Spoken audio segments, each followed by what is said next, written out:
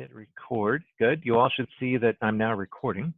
So this is the Bible study, the book of Revelation.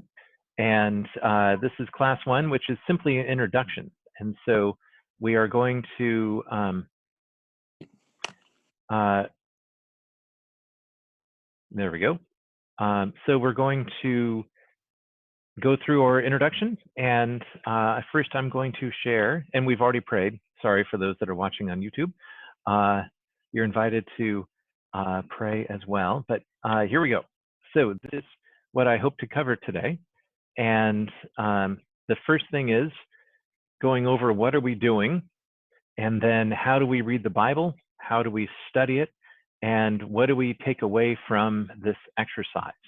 And so what in the world are we doing? We are going to jump into the book of Revelation, which is one of the 66 books in the Bible, and it is actually the last, so that makes it fun.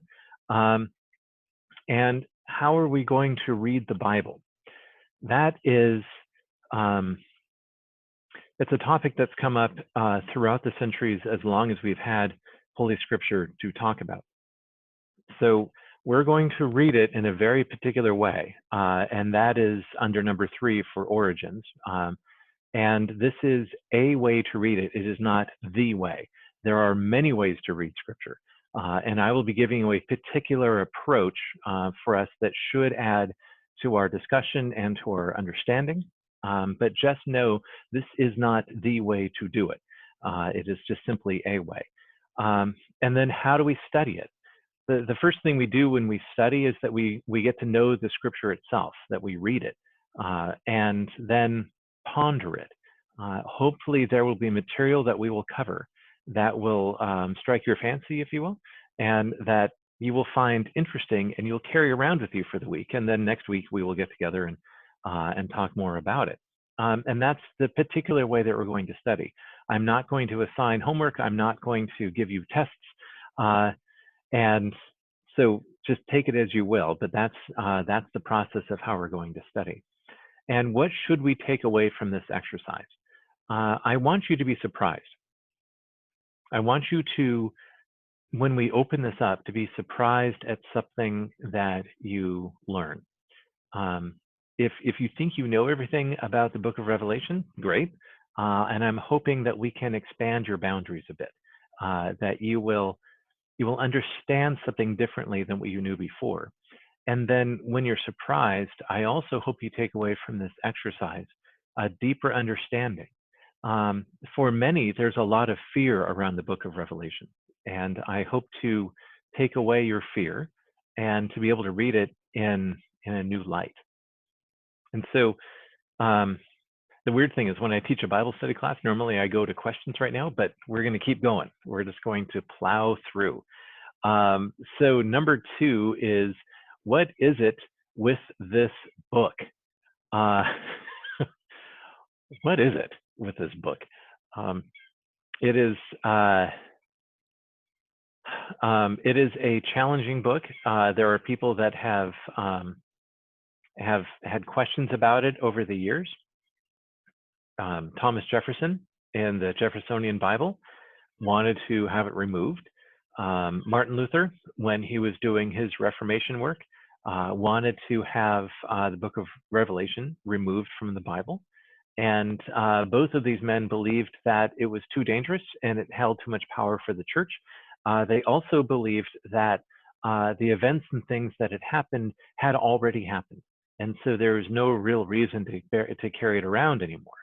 Now, as you can see, it's still in our Bibles. And so their opinions didn't get to play out. But we're going to talk a little more about, as the classes go on, about why they were afraid of it and didn't want it to be used anymore. And maybe afraid is too strong of a word, but why they didn't want it included. So what is Revelation? This is a word that we take from Greek and translate it into English. The Greek equivalent would be someone who has a curtain over one's eyes, and then you pull the curtain back so you can see. That is the process of revelation. that it is something that is covering your eyes, and then you get to then see. So I'm going to put something in front of the screen, and a revelation is simply a moving away of that.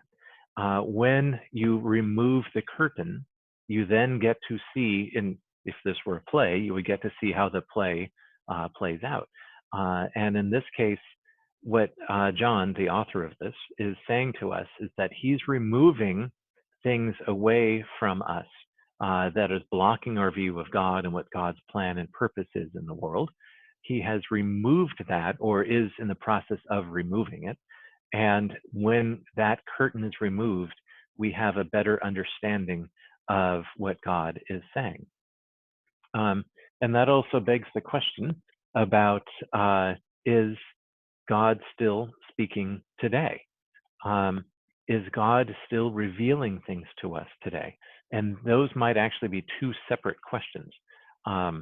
Is God still speaking, and is God still revealing? If I had Rick McNamara on the line with us, I would ask him that question specifically. And I think he would say that God is still revealing things. And through the process of scientific research and through collaboration and all of those things, we are learning a lot more about the world that God has created.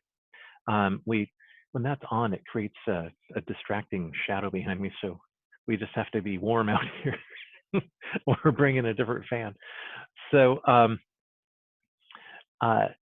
so we are still learning and revealing things about God. Current revelation has to do with what's happening with viruses, what's happening in our world, how do we defend ourselves against something that we have no defense. These are all things that are being revealed. And is God speaking through this? I think it's the choice of every hearer to decide if God is speaking or not. And that's the same way with Revelation. What we're going to explore and to dive in together with is something that you get to decide personally. Is God still speaking? Is there still revelation today? So that's that part. And if you have questions and you want to discuss more of this with me, I invite you to write these questions down. The other thing I forgot to enable is the chat. So if on your screen you look down at the bottom, there is a chat button.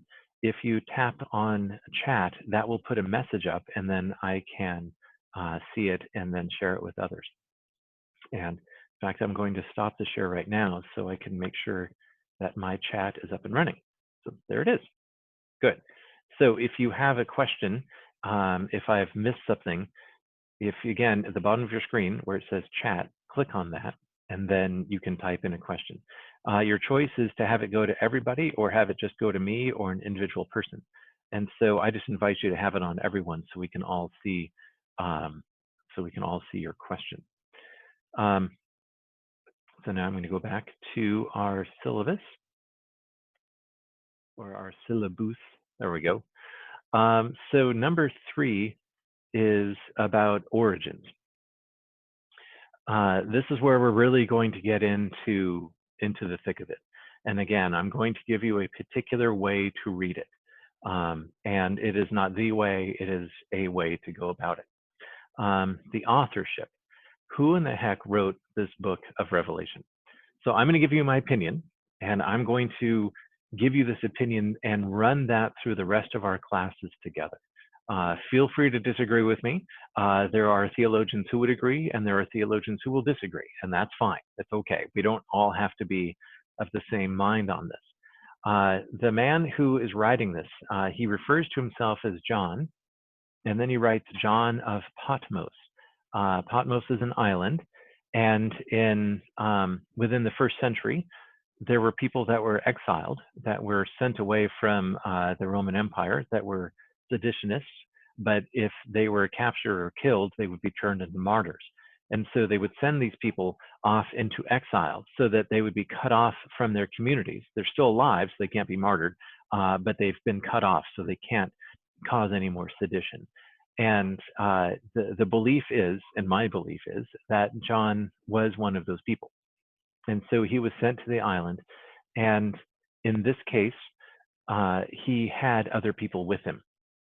And from what we know of other people writing about exile, they would gather the community around them and send them off into exile, into this place. And so I believe that John of Patmos, for the purposes of our discussion, that this is also John who wrote the first letter of John and the one who contributed to or wrote all of the Gospel of John, that this is the John who walked with and followed along with Jesus. Now, I don't want to say that's a controversial point, but there are many, and especially within the last 10 years, theologians who would write and who would disagree. And the number one reason why they would disagree is that the Greek that's used in the book of Revelation is not the same type of Greek used for John's first letter, nor for his gospel. The Greek that we'll be jumping into a little bit in the book of Revelation is a much higher level. It is somebody who understands the language at a great level. In John's first letter, there are grammatical mistakes. So when he was writing as Greek as a second language writer. His first language is Aramaic, Hebrew, something along those lines. And so Greek is a foreign language to him, and he's doing the best he can to write a letter in Greek because not everybody knows Aramaic or Hebrew. So he's writing in a foreign tongue, if you will, to share with others. The style and scope of the Greek in the book of Revelation is entirely different than what John used. And so that means for many theologians that then it's not the same person. And to that, I disagree. For the purposes of this class, let's assume that this person knows a lot about Jesus and walked with him and is the last remaining apostle who hasn't been killed, and that in his community that he was exiled with, there are Greek writers. And so John can say these things as the revelation or the dreams or whatever you want to call it that he saw. He is going to be retelling that in in Aramaic, and then have an author or several authors write it down in the language that they know best, which is Greek. And so that's why I think it can be the same person, but the pen looks different, if you will.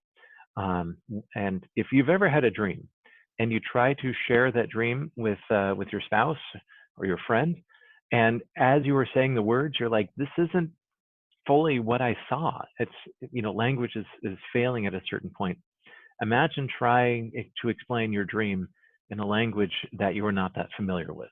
It's even more difficult. So that's why I believe he had translators, if you will, who were there with him and writing about it. The other question of whether it was John or not is that a lot of the copies that we have are from the late part of the first century and into the second century. And that has caused many to believe that this letter was written after the first generation of apostles had died, that this was the second or maybe even the third generation of believers. And it is a tricky science to say, because we have these copies that date to what we think is this time, it was written then. That's troublesome.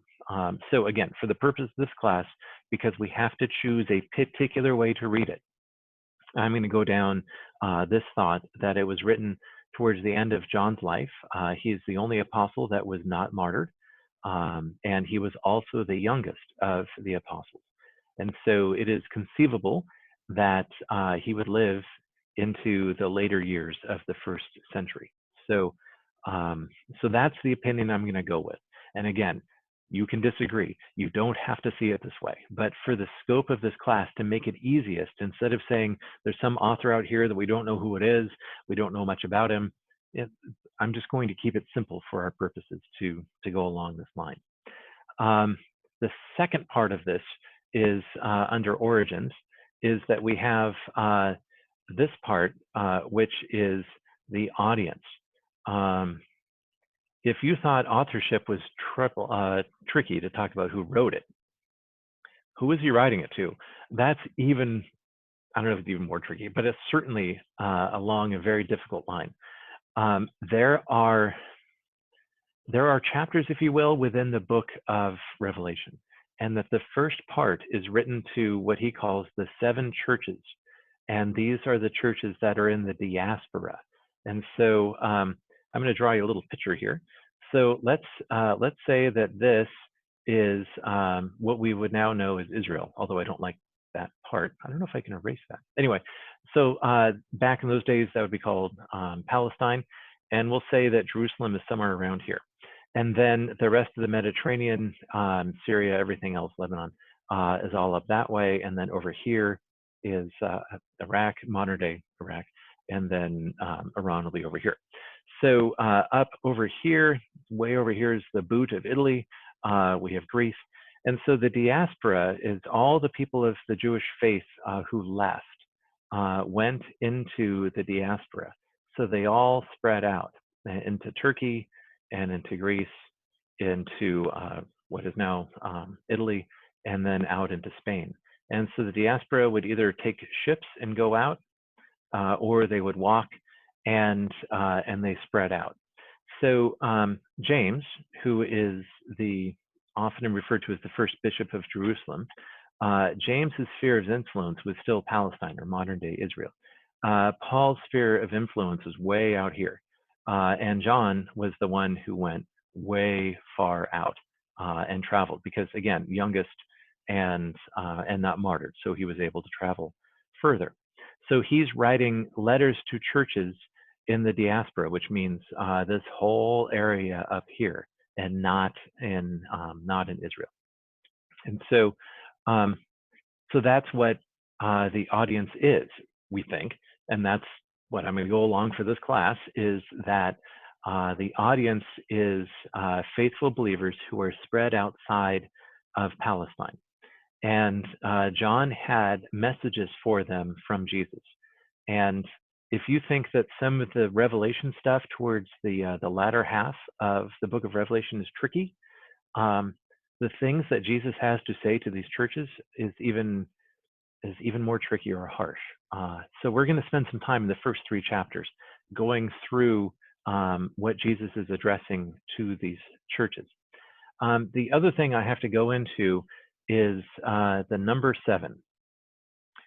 You will see that in the book of Revelation, John will use 7 and 14, 21. He will use those numbers a lot. 7 is a holy number. 7 is a number that is sacred and almost untouchable. 7, hard to divide, of course. You can divide 6.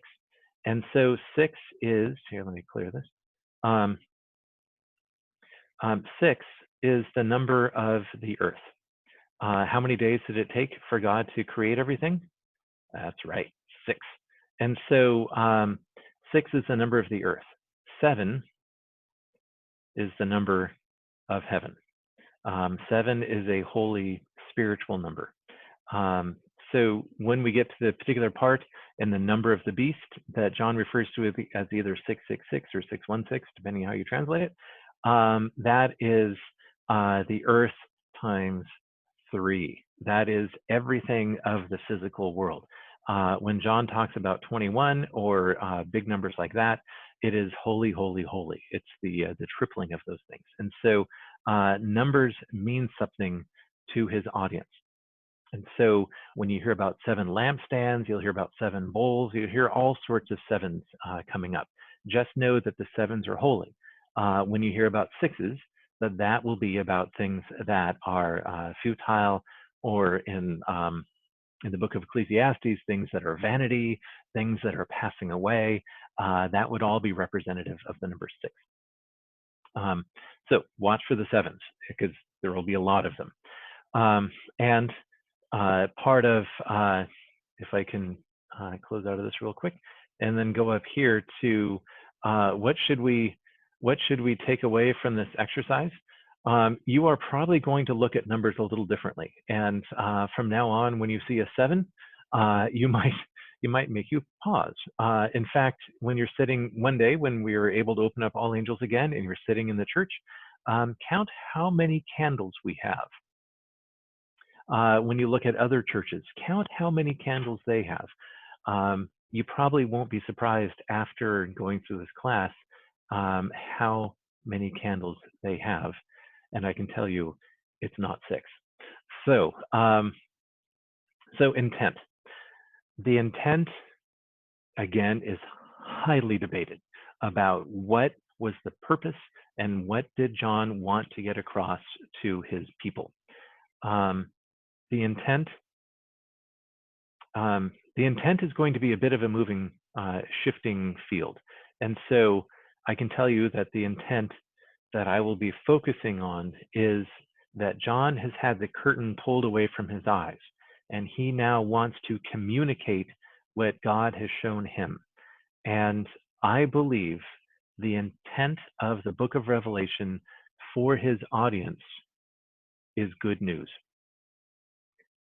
And you might say, this is really violent, and there's some really horrible images in this.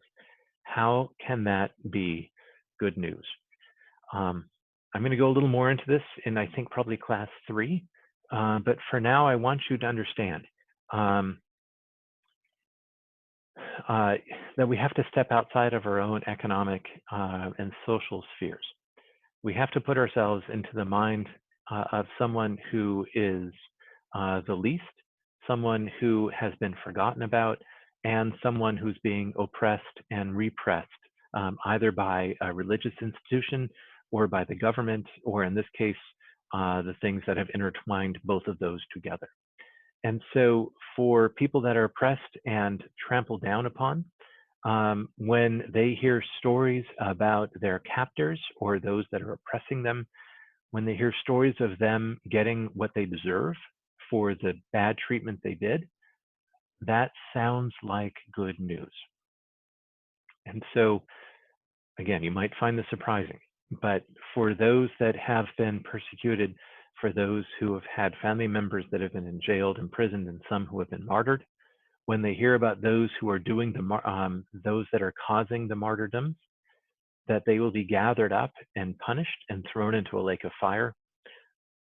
For those that are oppressed, that is good news. And so the intent isn't to have divine retribution, perhaps, but to show that God is in charge. And again, there are many ways you can read this, but I'm going to go along this particular path. And so for number 4, under pitfalls, is there a way not to read it? You bet. There are stories about, well, anyway, yes, the book of Revelation can be used in all sorts of bad ways. And so I don't want us to go along those bad ways. What it can be used is that those that have been oppressed, when they become in power, they can use the book of Revelation to show that they then can destroy and kill on God's name and God's behalf. The intent that others have shown, especially through the latter part of the 20th century, is that they know what God's will is, and they will then tell you when God is going to come and to prepare. And if you're getting images of David Koresh and those types of things, that is a real bad way to read the book of Revelation. And so we may get into that more, but for now, I think that's probably good. And then I'm changing one thing to make sure we're all here. Okay, good. And then the other part is, how does one interpret poetry? If this is poetry, and I have to put if, it is believed that some parts of what he's saying are about hymns that they were singing, that the movement of Jesus, the way before we had become established as a church, that they had been singing particular hymns, and hymns are poetry. And so how does one interpret poetry and try to put it into a calendar to understand when the return of Jesus is going to be here, or if we are in the end times? And so, so there we have it.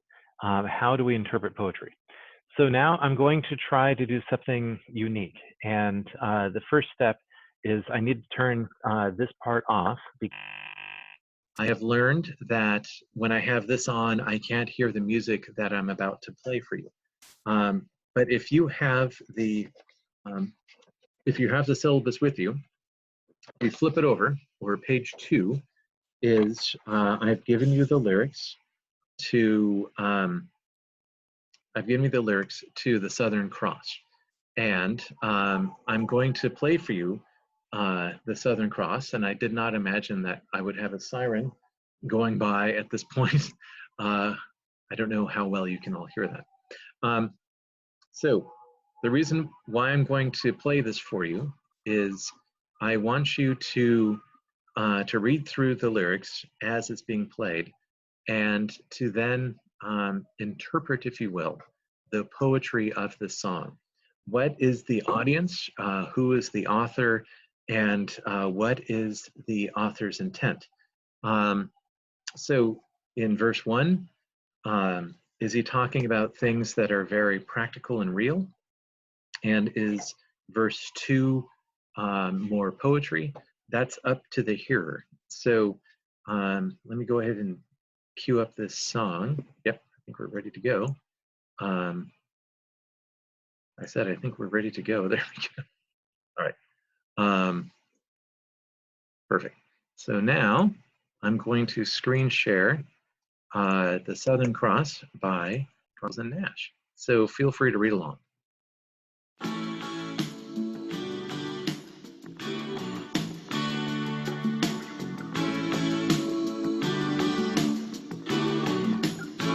Got out of town on a boat going to Southern Islands, sailing to reach before a following sea.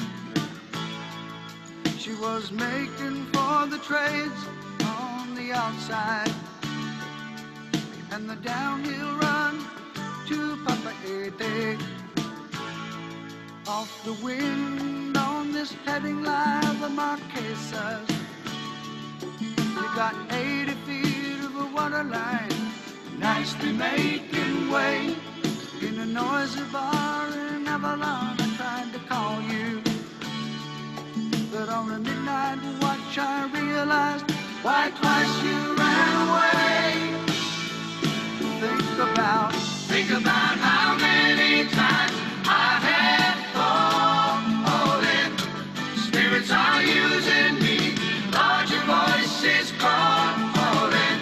What heaven brought you and me cannot be forgotten. I have been around the world, looking for that woman girl who knows love can endure, and you know it will.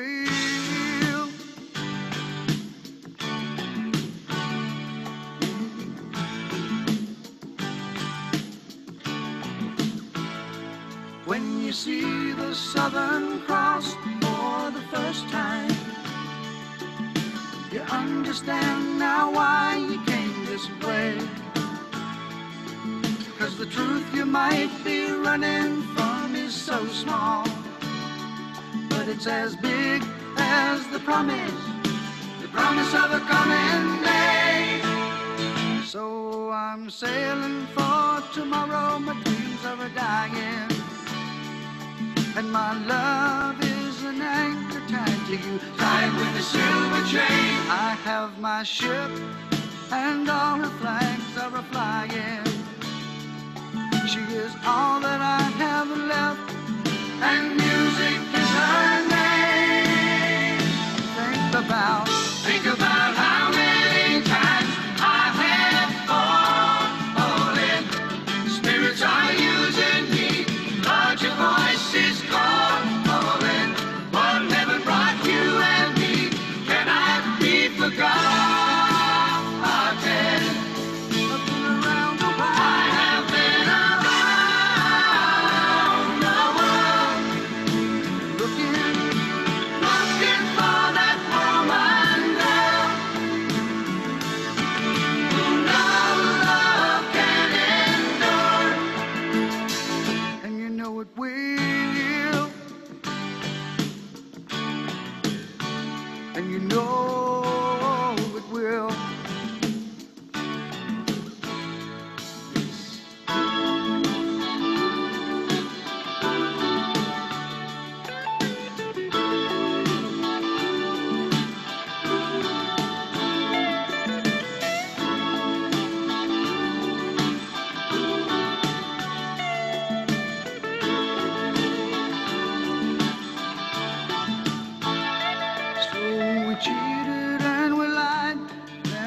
tested, and we never failed to fail.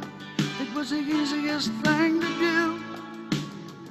You will survive being bested. Somebody fine will come along, make me forget about loving you. In the Southern Cross.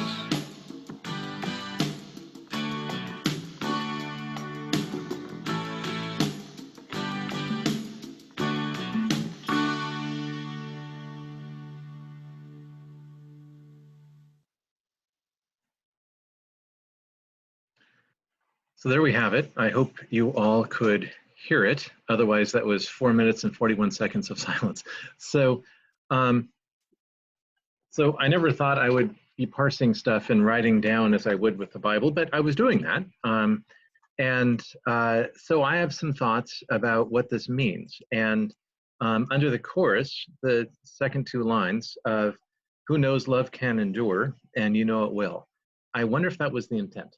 I wonder if that's what the intent of this story is, that love will endure. And so with that, I am now going to turn off the recording because I want to hear from you all about what you think. So I'm now going to stop